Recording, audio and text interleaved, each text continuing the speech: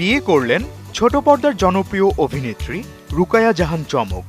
স্বল্প আয়োজনে বিয়ে করলেও একটি জায়গায় ঠিকই চমক দেখিয়েছেন নায়িকা চমক।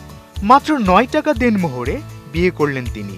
বিয়েটাও সেরেছেন মাদ্রাসায়, সেখানে কোমলমতি শিক্ষার্থীদের খাইয়েছেন। শনিবার ২২ জুন ফেসবুকে দেয়া এক পোস্টে এ তথ্য জানিয়েছেন চমক নিজেই। পোস্টটিতে তিনি লেখেন, আমার জন্ম তারিখ ৯, তাই সংখ্যাটিও আমার লাকি নাম্বার।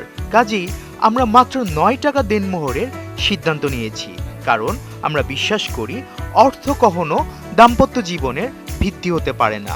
আমরা এটাও বিশ্বাস করি আমাদের ভালোবাসা কিংবা একসঙ্গে থাকার হিসাবটা টাকা দিয়ে কখনো পরিমাপ করা যাবে না।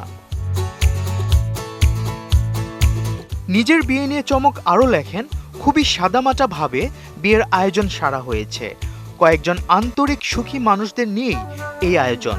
মাদ্রাসার ছাত্রছাত্রীদের নিয়ে খাবার সেরেছি, যতটা ছিমছাম রাখা যায় আর কি।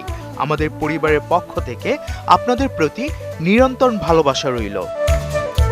বিয়ে হলে নাকি পৃথিবীতে বৃষ্টি হয়। জানা গেছে চমকের বরের নাম আজমান নাসির। তিনি পেশায় একজন ব্যবসায়ী।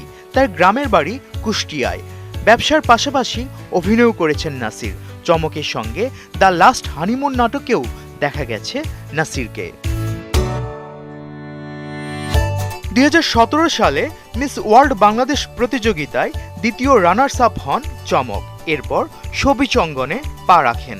সম্প্রতি তার সহ অভিনেতা আরশ খানের বিরুদ্ধে নানা অভিযোগ তুলে আলোচিত ও সমালোচিত হয়েছিলেন চমক।